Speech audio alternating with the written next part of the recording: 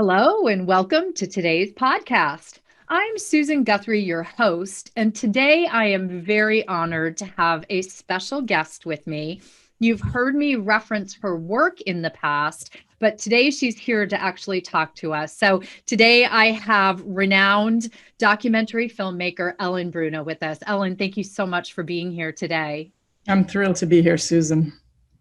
So it's honestly, it's an honor. Your film Split, which so many of my listeners have heard me reference in the past, has really made an impact on me as a divorce practitioner, to the extent that I recommend it now to all of my clients. I bought the license to the film so that I can show it to all of my clients, give it to them to show to their children. And we're going to talk about how it's a tool for families.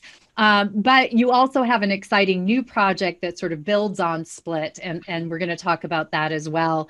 So let me just tell my listeners a little bit about you, because most of my clients, or I'm sorry, my guests are divorce professionals. We have financial professionals and divorce attorneys and coaches.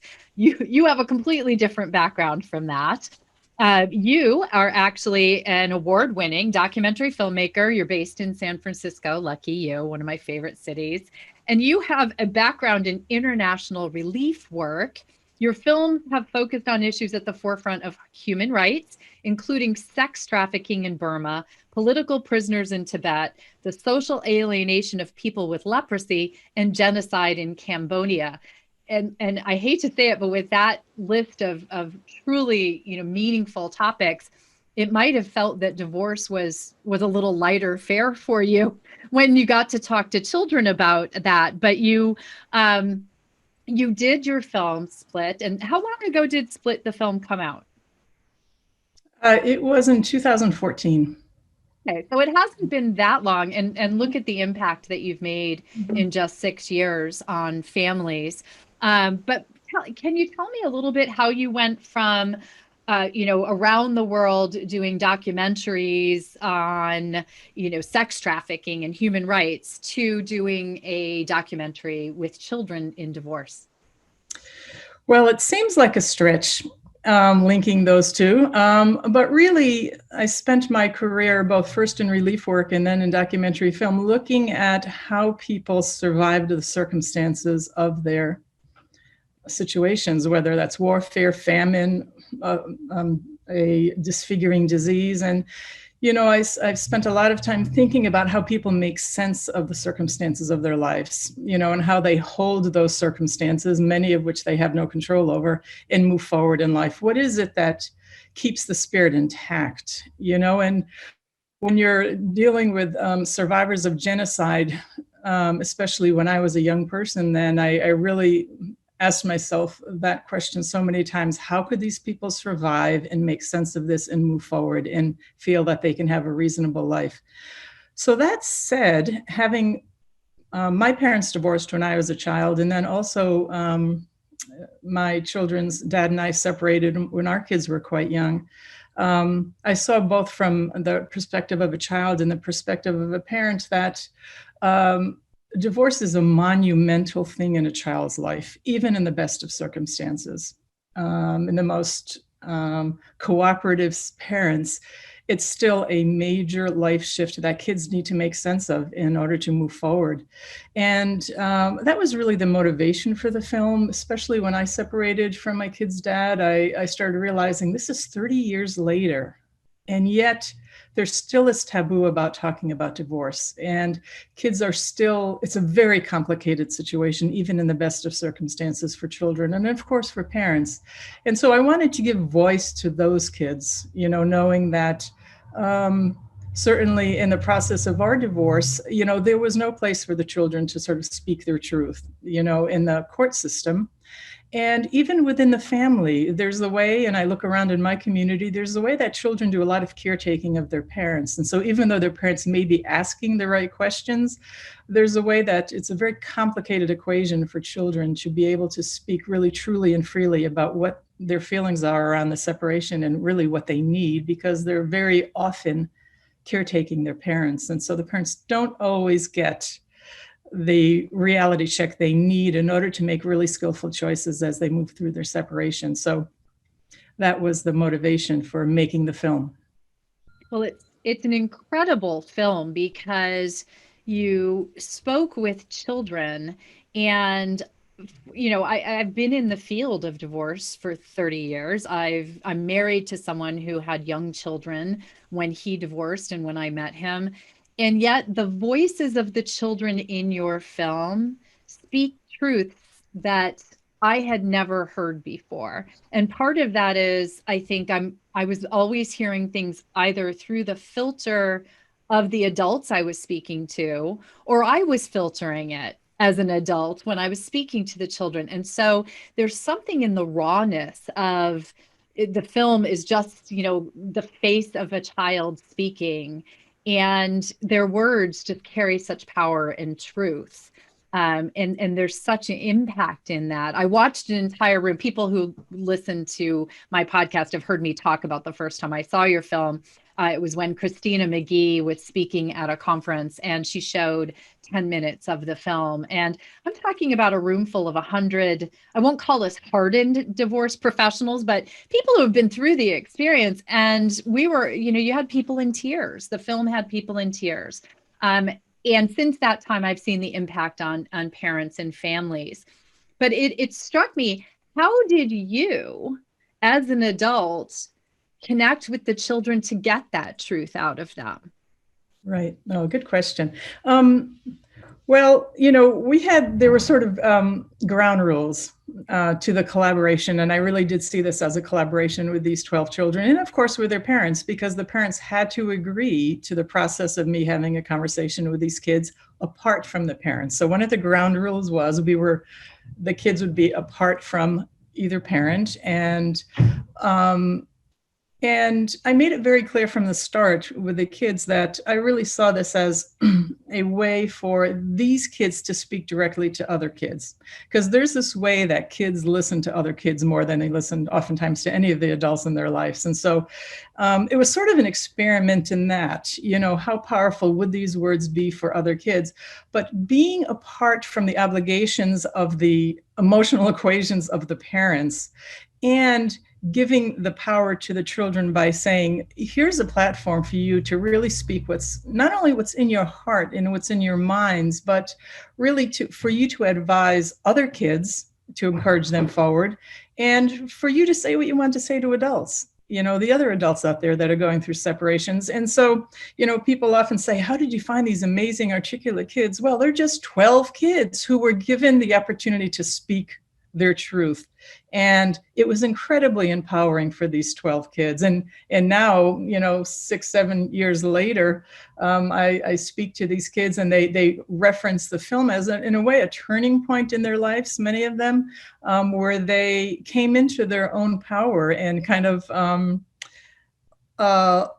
learned a skill in a way of speaking directly about difficult things that are aligned with their truths. And so it was very gratifying in that way. And I think you can see in the film that these kids are not retelling the story of one parent or another, which is often the case, but they're straddling those stories and speaking their own story. And so it's an invitation to other kids to speak their truth and to speak up.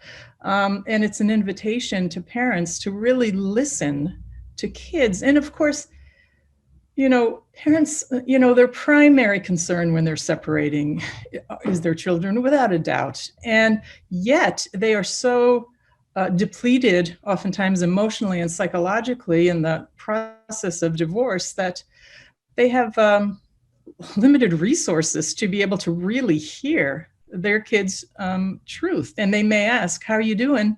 But they're probably going to get, I'm fine. And that's really not the full truth, as we all know, for these kids. And so there's something about the degree of separation. The kids in Split are 12 fabulous kids from all walks of life, but they're not your kids, so to speak. So there's enough distance to be able to listen to these kids without defensively shutting down because it's too painful. There's enough separation for parents to be able to listen to these 12 kids that they don't know and hear some of those truths, be open to what these kids are saying. And parents know that it's their own child's truth. You know, they recognize their own child's truth that hasn't yet been articulated. And so it's a very interesting thing that happens both with kids, encouraging other kids, basically saying, look, I'm not sugarcoating this. I'm going to tell you the hard parts and I'm going to tell you the good parts that I didn't expect. And when a kid hears that, they feel like they're not being sold a bill of goods. They feel like they're getting it straight. And they also see that these kids are smiling and making jokes and getting on with their lives. And there are advantages that they never imagined. And there are hard things that they never imagined, but they feel like they're getting it straight. And that's deeply comforting for these kids. Kids have very active imaginations. And that was true when I was a kid. When my parents were separating, you know, they were taking the 60s approach. Don't talk about it. Don't remind the kids. And everybody in our community would never talk about it. Well, the four of us were thinking about it morning, noon, and night. It was a radical change in our lives, yet nobody was talking about it, feeling like that was the best thing to caretake the four of us. When in fact, that left our imaginations to go wild. You know, when we just created the worst case scenario stories. I'm never going to see my father again. We're going to be poor. We're not going to be able to afford to, you know, whatever the situation is, children have very active imaginations. And so sometimes if they ask you a direct question, a direct answer, even though it may be hard to answer and it may be hard to hear, can be very comforting for those kids because it puts a kind of a boundary on the frightening imagination. It kind of contains it with a bit of reality. And so that's one thing that we very much hope happens as a result of this, is that there's more, you know, straightforward conversation between parents and kids, you know, as a way to comfort the kids and contain their fears. You know, divorce is still one of the monsters under the beds of our kids. And you need to crawl under that bed and shine the flashlight and say, all right, it's dusty down here. There's some dirty socks, but you know what? There's not a monster under there. And you're going to survive this. You're able as a filmmaker even to paint a picture with your words. I can see the dirty socks and dust under the bed, but you know, it is a conversation starter. And that's why the film, I think, has its power. And I think through it. And I actually, when I speak to clients now who have seen the film, I'm able to reference moments in the film when we're talking about their children. But to a number, I mean, every client that I've given access to the film has said to me that it did exactly what you're saying. It opened a dialogue because they were able to hear what the children in the film said and understand that some of that, maybe not all of it, but some of it was likely going on for their children, despite the I'm fine that they were getting from their children. And so it was a way for them to watch the film with their kids and then have the kids reference it to them as well, just the same way I was saying I reference it to them. Exactly. And I think, you know, was that one of the intended purposes for the film, for parents to be able to use it? Well, ironically, you know, I made this film really exclusively for the kids, which is why there's no adults in the film. There's no experts putting anything they say into context. It's just the kids speaking their truth. And, you know, the mission really was to provide something that would comfort kids and encourage them to talk. But right out of the gate, the professionals, you know, divorce professionals, people in the court system immediately thought, wow, this could be something that actually gets my clients to get it together and start making some agreements, not just for the benefit of their kids, but for their own benefits. You know, who wants to be caught in, you know, this ongoing conflict? And sure, people are angry, they're hurt, they feel betrayed. As you know, there's so many huge emotions that parents are feeling. But there's something about this film that just, again, reorients people's emotional experience to their kids. And if that can be done at a very strategic time, it can open a lot of doors for a much better future and a much quicker resolution for parents. And I get emails and comments on social media very often with, family lawyers saying, I had an impossible case I thought would never settle. I thought these two would never, really get it together, and I assigned the film before a session and we came up with an agreement. I mean, so the power of these kids' voices, and there are some universal truths among these 12 kids, and one of them is that seeing their parents fight tears them apart, and they wish more than anything for their parents to be able to go to a birthday party together, go to a 6th grade graduation, all of those life events, and even if they're sitting in separate places in the auditorium, it is so comforting for a child to not have to, mediate that tension between parents, and be completely preoccupied in these life passages with how their parents are going to behave with each other, Right. and so, yeah. Well, and you say the universal truths that jump out of the film, and there are a couple others that, I have found so helpful. Another area that just always resonates with me, there's the little boy who talks about, with tears welling up in his eyes, about his father left one day and just didn't come back, when his Right. father, they separated households. And it really goes to, when I talk to my clients about having to discuss this with their children, so this isn't all happening in a vacuum to them, or how it's not just one conversation with your children, it's an ongoing conversation. And that particular scene in the film has been very productive for many of my clients who realize that it's an everyday conversation, and it's going to be a conversation in their children's lives for the rest of their children's lives. You mentioned that your parents were divorced, and 30 years later, it's something that impacts you. So that was another area. Sure. I mean, we were the classic case of, my parents didn't speak for 35 years after they separated, with 4 children between them. They never spoke ill of each other, but, it was a long road for us. And I think what's interesting is that when adults see the film whose parents got divorced when they were children, they immediately go back to their childhood and have a very profound experience. And I have a friend who showed it to his kids in their 30s, and he said, we had a conversation that we've been meaning to have for 20 years. Things that were never spoken.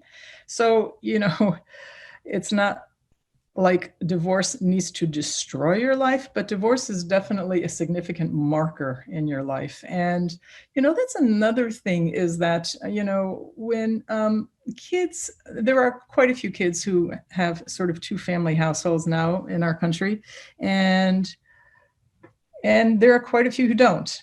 And there's something about a classroom of kids watching Split where it's a way to give a fuller understanding to kids' classmates, about what their lives are like, why they can't go to the birthday party on Saturday, or why every other weekend they're out of town, or, why they can't afford to go ice skating on that day, and so there's a lot of, there are a lot of circumstances that kids are dealing with that their friends don't fully understand. And so it's a way to sort of develop empathy among children for other children who are experiencing divorce. I mean, my children said, and many of the children I speak to say, that their best friends are kids whose parents are divorced, because they get it.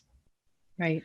And so there needs to be something that all kids are getting, because it really is so much a part of our society right now. And so there needs to be this way we can help develop empathy among kids for their classmates and their friends. So that's sort of yet another way that it's had an interesting life. It's really incredible how many different ways and how many different avenues this film can be helpful to people. I had not thought of that particular avenue, but you're right.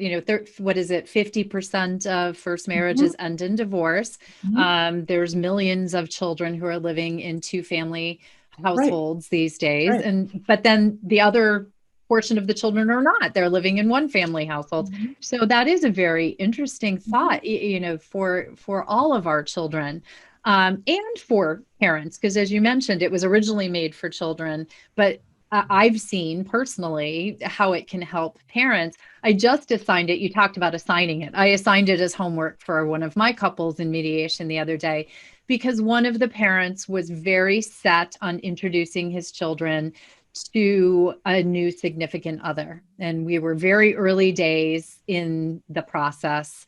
And I just asked them both separately to watch the film, and then we would come together and talk about it. And there is that scene in the film, and it definitely helped resolve the issue. And it's not something we ended up having to mediate in the end. I Mhm. think Dad took the information from the film.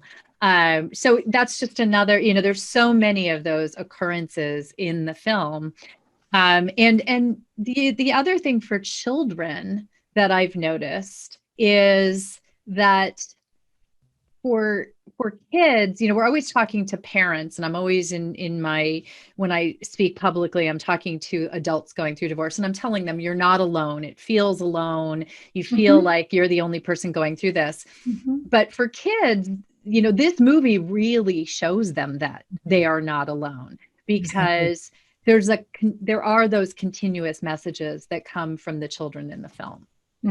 Yep. And the comfort of that is enormous for a child. Yeah, and I Uh, don't think they can get it from their parents. I right. don't know that they can get it from the adults in their life. No. And And that's why so, they yeah. choose friends. That's why they choose friends who do get it.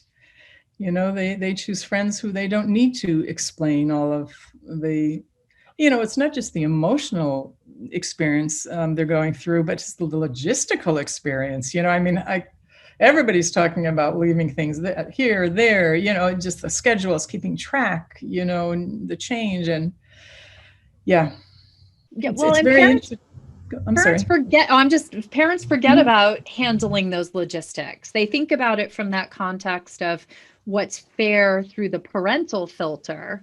Christina McGee, who is Exactly.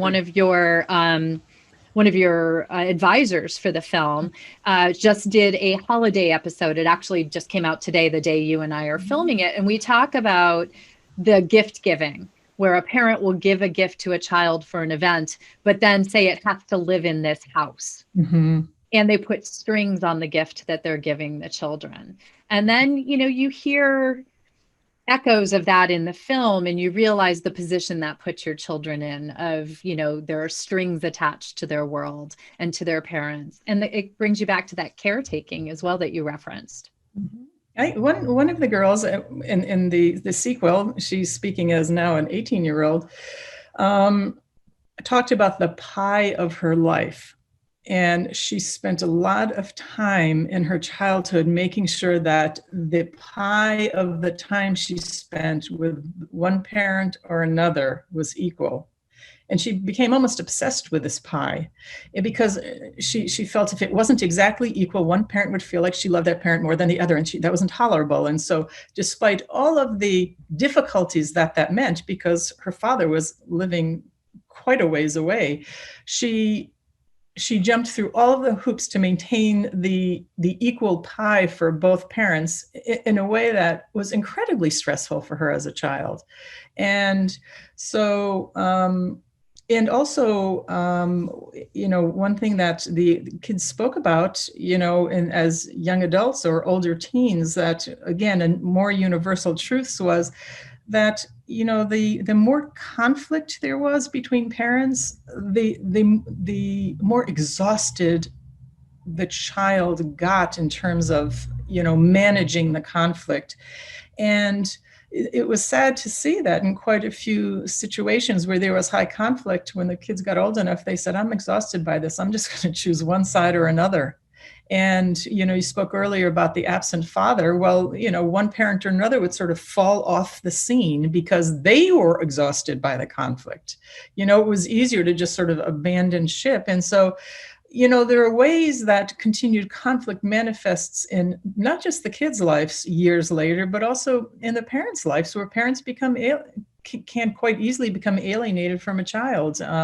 And then all the complications of new partners, as you were saying, and the refusal for many parents to sort of give the green light that it's okay to like your mom's new partner. It's okay to like your dad's new partner, which is a huge relief for kids because these new partners are part of our kids' lives. Right. And so, the simplest thing a parent could do could also be the hardest thing a parent could do, which is say, it's okay, just stuff the feelings they have about that new boyfriend or girlfriend, whoever it is, and say, it's okay for the kid's sake, because that person's going to be part of our kids' lives. So there's the way that talking to the kids years later and having them look back with real awareness at their experiences growing up, and to be able to look at all of the different types of experiences those 12 kids have lived through and how that resulted in where they are today at 18, 19, 20 years old is really quite profound. And it's it in a way can almost be much more instructional to us as parents and as professionals to understand the very real consequences of different choices that we make as parents.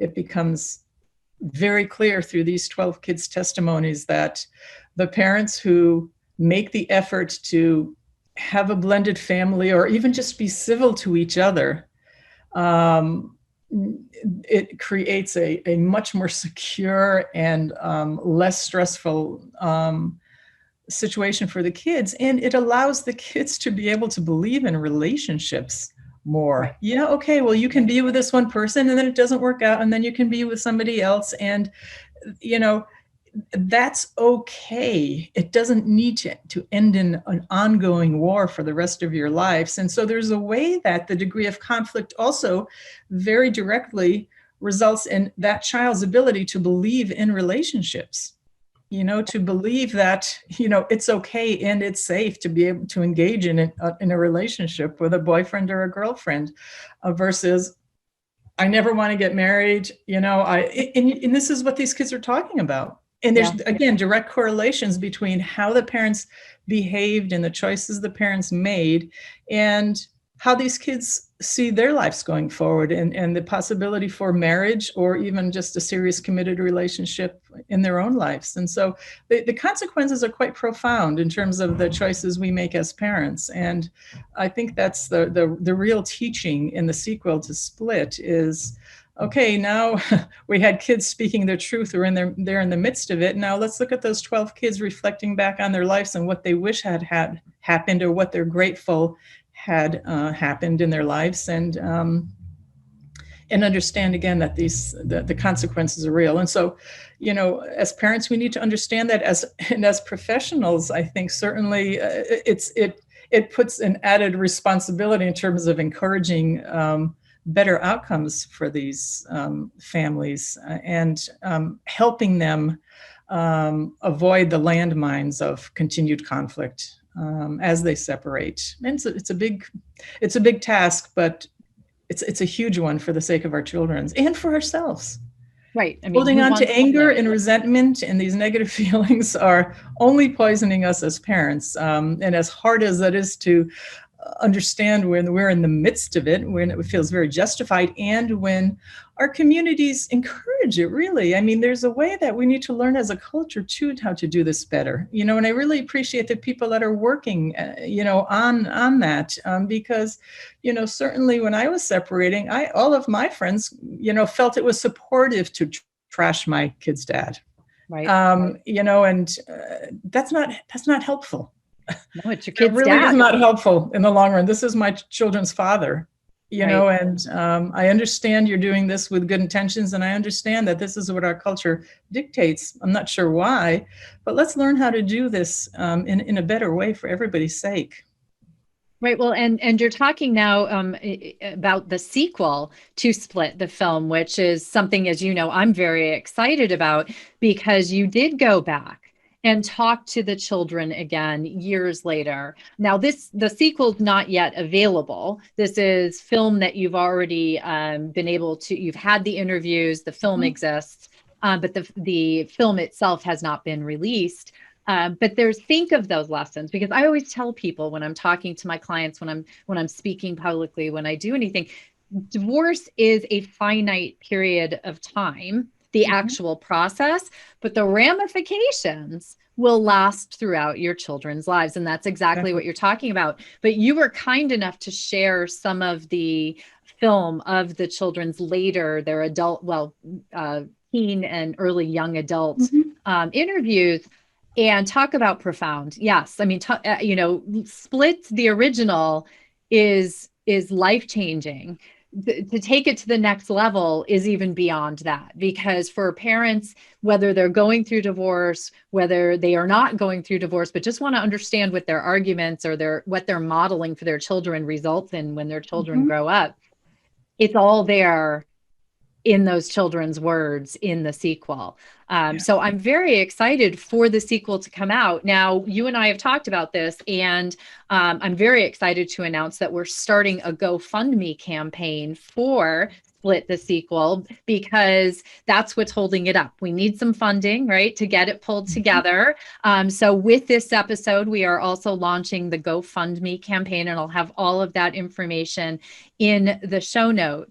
But just tell us a little bit more about Split the sequel, what people can expect, and what time frame we might be looking at if we can raise the money. Right. Well,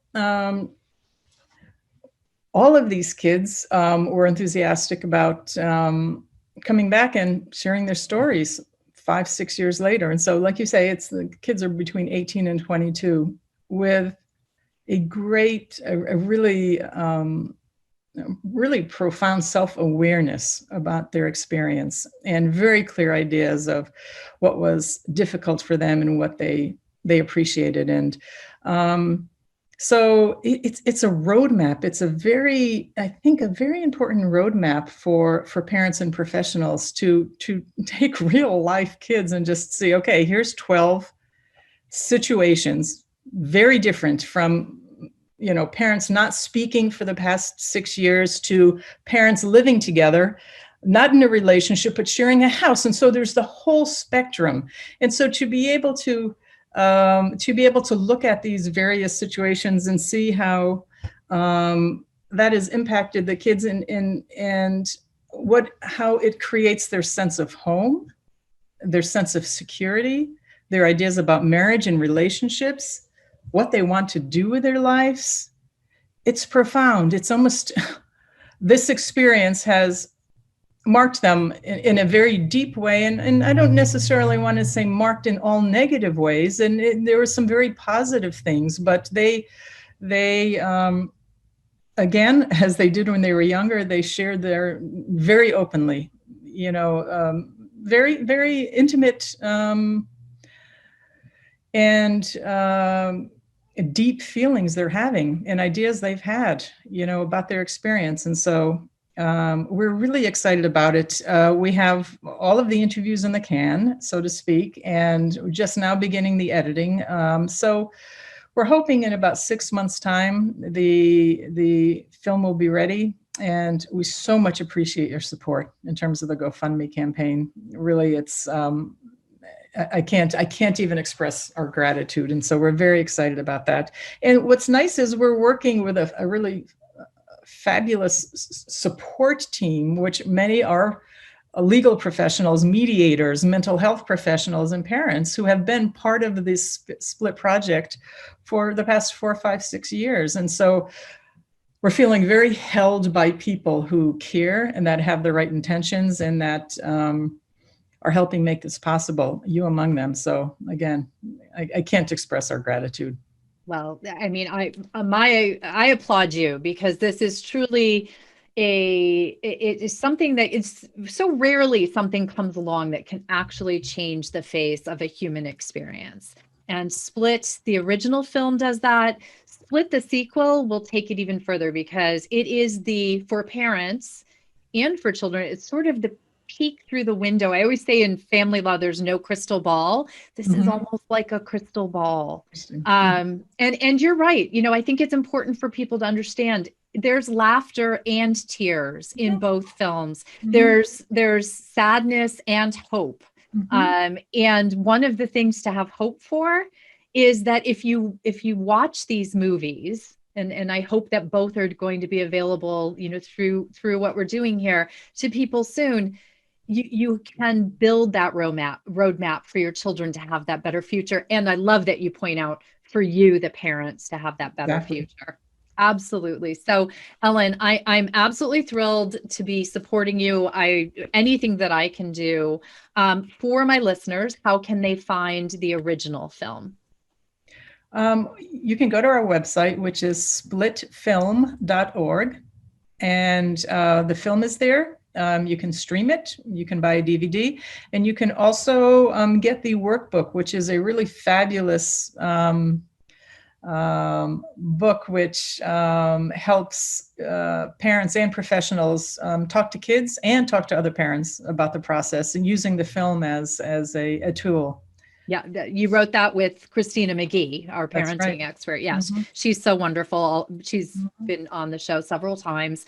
And I will have, of course, links to that and to the GoFundMe page. So we encourage you. I ask you all, my husband and I will be making the inaugural donation today. And we believe very much in this project. To my fellow professionals out there, I urge you to go to see the film. If you have not seen it yet, start using it and implementing it. And to my listeners, if you have children, whether you're getting divorced or not, please watch this film. So thank you, Ellen, for joining us today. Thank you for your work. Thank you. Thank you. And thank you for yours, Susan. Really. Take care. You too.